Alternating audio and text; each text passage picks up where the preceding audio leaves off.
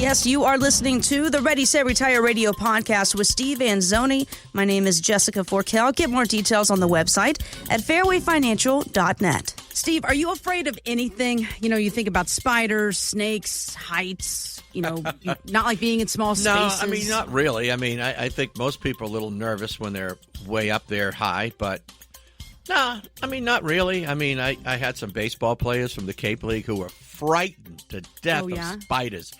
It was hilarious. Like, I remember driving one day. We went out to get pizza at Mark Anthony's, famous spot in Onset. People who are local know the place. So we're coming back, and the kid in the back. Now, this kid's like 6'2", athlete, right? Yeah. Unbelievable.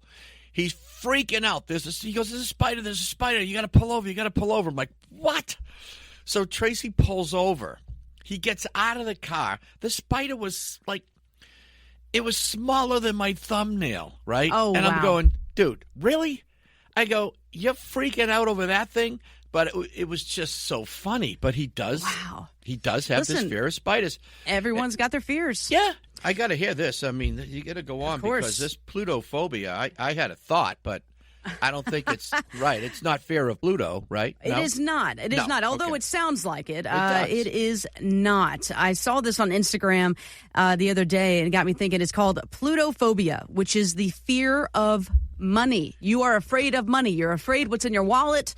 You are afraid of the green stuff. Wow. I, of course, went down a rabbit hole there, and I read that, I mean, how can you not? You go, you're afraid of money. What is going on here? And, of course, all of this kind of sets in retirement because you fear spending all this money that you've saved because, oh, my gosh, are you going to run out of money? Have I done enough? All these insecurities start getting into your head, Steve.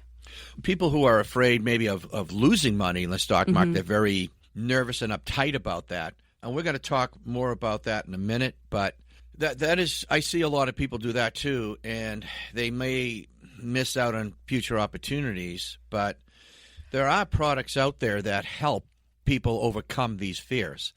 And they're called annuities because they protect your money, and certain annuities act like a pension plan. You know, those old pension plans that people used to have.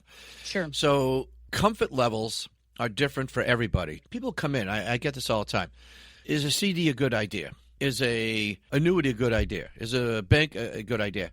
It's not about that. It's what's right for you. Is it a good idea for you? So we have to delve into it more to find out, what the deal is and how you feel about stuff is really the right answer. So in this case, there are annuities that you can give up a piece of your retirement plan, if you will, your 401k, put it in this bucket, and then direct it. Say, okay, when I retire in 2 years or 3 years, whatever the number is, it will pay you a paycheck for life. And if you're married, it will pay both of you a paycheck for life, just like an old school pension. So I see that, like I have a lot of customers who don't mind being in the market. It goes up and down a little bit, but they get really nervous if they most of their money's in there and it goes down, and we don't want that. We don't want people to have agita, which is Italian for upset stomach. But man, I haven't heard that since my grandmother used to say it all the time. So, but we don't want that. So if you place things in different buckets, it's like when you go shopping. I don't know. You go to the grocery store. You buy apples, which is a very famous thing to do this time of year up here in the Northeast. And you get apple cider. Or you get deli meats or whatever. You're buying things for different reasons. You get breakfast foods, you get lunch foods, dinner foods, all that stuff. And when you look at your retirement plan, you need to have different things. You need to have emergency money in the bank. You need to have retirement money geared for retirement. You need to have inflation-proof money. And, Jess, what else do you need? The fun bucket. That's the fun money. It is the favorite bucket. And a lot of my clients don't have a fun bucket because here's this fear factor. They're afraid they're going to run out of money. So they just don't want, they're afraid to spend. Well, think about this. I mean, really, we've been conditioned our entire life. Yeah. Save, sacrifice. And then all of a sudden you have this life-saving pile of money. You meet with Steve. You do the buckets of money. You really start identifying, okay, how much do I really have? How is it going to last as long as I need it to? And then as you enter that chapter into retirement, all of a sudden, literally, you're flipping a switch that goes, okay, now go ahead and spend. And that mental change and emotional change is a lot for people to adjust to. we're so used to doing things like, all right, so this is funny. So my mom, who's 89, talked about it earlier. Yeah. Do you know she still saves $200 a month in her mutual fund that we set up 20-something years ago? What? I'm not kidding. That's the just in case fund. It's just an old. Yeah. It's just an old habit. I'm like, wow. Yeah. I'm like, Mom, I think you're good. You're all right. I think you're gonna be all right. Yeah. Take that I'm your $200 financial guy. and, I got it. Let's take you to the casino. There you go. But it's just funny. But people do have habits, and habits get very important. It's a big part of retirement. You got to create habits. You got to create new habits when you stop working, because the habit is you get up at the same time, you have your coffee, you have what you got to have for breakfast, you jump in the car, you go to work, do your thing, come back home. It's a routine, and Sure. you can't totally disrupt it. You got to replace the routine. You got to get up, go somewhere, do something, and then have something else to do, right? Like I have my golf, but the problem is in the winter, not a good thing to have if you're in the Northeast. And, Steve, we're talking about, of course, the number one fear is running out of money in retirement. How can you make certain that's not going to happen? Well, first things first, you got to meet with Steve and say, all right, here's my portfolio. Here's my income plan. Have I messed up? Is there gaps here? And then, oh, by the way, these are things that I put into place maybe 5 or 10 years ago. Are there opportunities to maybe upgrade these strategies? Because these strategies change so much. Just like that example you gave, that guy got 50% more or whatever it was. And interest rates are way different. So if you've done something 2 or 3 years ago and you haven't checked up on it, wow, you might be missing out on a huge opportunity. This is what I'm talking about addressing these things. And I know you're listening out there. You have these concerns. I know you are. All right. But do something about it. If you'd like to come in for, again, this income review, this portfolio review, let's see if we can upgrade some of those different strategies that have been in there. There's a lot of opportunities out there. Capitalize on that. So you mentioned interest rates here. Much like when interest rates are low, you refi your home. When interest rates are high, it's time to do a little looking at our income and retirement plan. Lots of opportunities. 508-552-3230. That's 508-552-3230. The website, of course, fairwayfinancial.net. Steve, for those listening that are saying, all right, I'm finally going to do this. I'm going to call Steve. I'm going to be proactive. What can we expect from that first meeting with you? So when you come in to meet us, the team, you're going to meet my wife, Tracy, who is clearly my better half, and you're going to meet all our grandkids because they're all over her office wall. So you're going to see them. You're going to meet Kelly, who's our marketing director, and depending on the time of day you come in, you're going to meet Kimberly, who's our greeter up front, if you will. Then you got to come in the back of the office where I sit, and we're going to have just a very casual conversation about where you're at, what's keeping you up at night, what do you like about what you've done so far, what are you concerned about what you've done so far. And once we get through that and we try to identify some of your goals and objectives, then I'm going to come out and say, all right, there's a couple of scenarios that's going to happen here. Either A, I can help you and suggest some ideas that can enhance where you're at now, or B, it might be, okay, your needs are clearly directed more towards seeing an attorney first and doing a trust or a will or something like that. Or C, which is very rare, but it can happen, I might say to you, you know what, you're good. I'm not your guy, and I will just tell you that right up front and honestly, okay? And I've been doing this for a very long time. I don't like to waste people's time, okay? And you certainly don't want to waste your time. So when you come in, you will get some constructive ideas, whether I can help you in-house or not. But it would be worth your while, I can tell you that right now. And we're on Main Street. So you can come in at lunch. You can go grab a great meal after. You can do whatever you need to do along here. But we're committed to doing the best we can to helping you achieve greater financial confidence with your retirement plans. And that's the whole key, is to give you more knowledge, which basically will give you more confidence going forward and allow you to, be better prepared. So that's really who we are. But it's fun. It's a very relaxed atmosphere. There's zero stress when you come in to have a chat with us. So I love that's that. the experience. I love that. Now, Steve, you know me. I'm kind of a color in the lines. I pay attention to the rules. I'm not necessarily a rule breaker, but I thought this was interesting. And if these are true, I'm up to breaking some rules to save myself some money here. When it comes to your retirement in 2025, they're saying, I say they, financebuzz.com, that you should ignore or break these 7 rules. I'm going to list them out for you.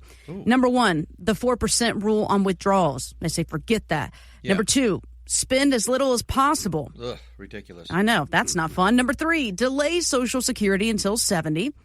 Number Crazy. 4, apparently this notion that you need $1 million to retire. They say, get rid of that. Yep, I agree. Number 5, that you must pay off your mortgage. Number 6, you should avoid annuities. We've been talking about annuities a lot. And number 7 here, you must retire at 65. Steve, tell me, what do you think about this? First of all, what do these people come off? You know, like, who the heck is Finance Buzz? You know, you got all these people on social media who think they're experts because they have a stage. What real experience do these people have talking with anybody? I doubt any. Right. It's pathetic. Like, the 4% rule on withdrawals is just a guideline. It's something that was done back in the 80s, okay? A study, if you will, saying that if you took 4% of an investment portfolio, you know, it would weather the ups and the downs and get you 98% of the time to age 90 or something like that. So it's more of a guideline. It's not a rule. Spend as little as possible. That's just ridiculous. Really? Who wants to do that in retirement? Hey, congratulations, you're retired. Stay home. Don't go out to dinner. Not fun at all. Don't travel. Don't have fun. Oh, that's an awesome plan. Nope. I want to work with a guy who does that. No, thank you. Delaying Social Security until 70 is really all about 3 issues: your health, whether you're still working, and what other assets you have. That's the formula. It's not a cold number. And every time I meet with people, we have that discussion. That's how you deal with it. You need $1 million to retire. One of the stupidest things I've ever heard in public. That's ridiculous. So you're going to talk to someone who is making, I don't know, some stupid number a year, $400,000 or $500,000 a year. That guy's not going to need $1 million. He's going to need $5 or $10 million. Yeah. And then you're going to talk to another family who has no debt, who is kind of a homebody. I've got clients like this, by the way. And I said to this guy, I go, listen, do you mind coming to a workshop and explaining to people how you make it on Social Security alone? Wow. And he does. He's tough. got $2 million, but he doesn't need it. It's crazy. But because he controlled his debt. And it's not like he sits in the house all day. He goes out. He has fun. But that number is a mythical number made up by some guy in some glass tower somewhere who had nothing better to do than come up with a number. So you must pay off your mortgage. Must is completely not wrong. Now, would it help? Absolutely. The less debt you have, the better off you're going to be. And besides, it's a great feeling to not have a mortgage. It is. So I like that. I encourage people to try to do that, but I don't encourage people to dip into their retirement plan to pay off a mortgage. That could be very financially dangerous. You should avoid annuities. Again, it's got to be one of the stupidest things, right up there with you need $1 million to retire. Anybody who says that obviously has an agenda to offer you something else that they don't do, and that is just crazy, okay? That's why I work with a great team. I have the attorney, and I have my money guy. So if it's the market-based things that you need, I will refer you to my guy, and you will sit in my office with him and talk to him specifically about that.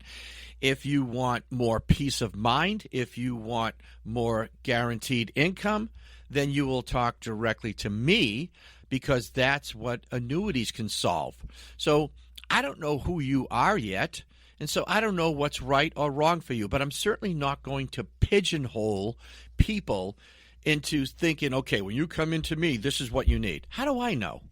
I don't know what you need until we have a conversation. Does that make sense, everybody? Right? Yeah, totally. And you makes sense. must retire at 65. Why? Because it's tied to Medicare? I mean, that's the reason why I see that. That's just an arbitrary number. I mean, you know, everybody's when you number is going to be different, you know? I'll tell you when you must retire, when you're so sick of your job that it stresses you out and it's not healthy for you. That's when you should retire. And when your money, quite frankly, tells you can retire, right? Well, that a little bit too, but then what do? You need a substitute. Let me tell you something. You need a substitute for your job if you're going to retire successfully, because you can have all the money in the world, but if you leave your job and you're bored, you're going to need something to do. You're going to probably go back to work, maybe not that job, but somewhere else. I mean, you got to have a plan for both. That's huge. So that's what I think of the list. I mean, lists are cute and nice, and they're a guideline, but reality steps in. You know, oh, I'm going to retire in 6 years, and then bang, your parents get sick, and you're the one who needs to be there to care for them. Now, I've had that happen to a couple of my customers. So that is a reality check.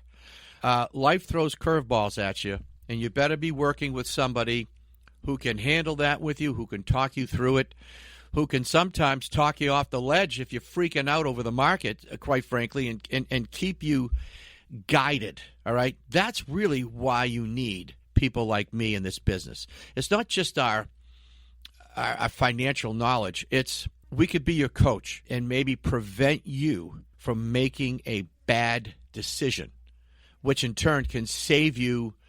Making a bad decision about when to take Social Security could be very, very costly.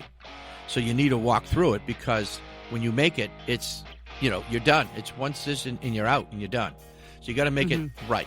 So look, if you're listening and you're like, man, this guy Steve is pretty direct and he tells it like it is, that's because I do. Get more details on the website fairwayfinancial.net. That's fairwayfinancial.net. Stephen Anzuoni is a licensed insurance provider by the Division of Insurance and is not registered as an investment advisor. Insurance and annuities offered through Stephen Anzuoni, Massachusetts Insurance License 3851053. Annuity guarantees rely on the financial strength and claims paying ability of the issuing insurance company. The information in this radio show is not intended as tax or legal advice. Please consult legal or tax professionals for specific information regarding your individual situation. Read your contract for restrictions, limitations, or penalties. Steve Anzuoni is not licensed in all 50 states. To find out if Steve Anzuoni is licensed in your state, please call 508-398-3337.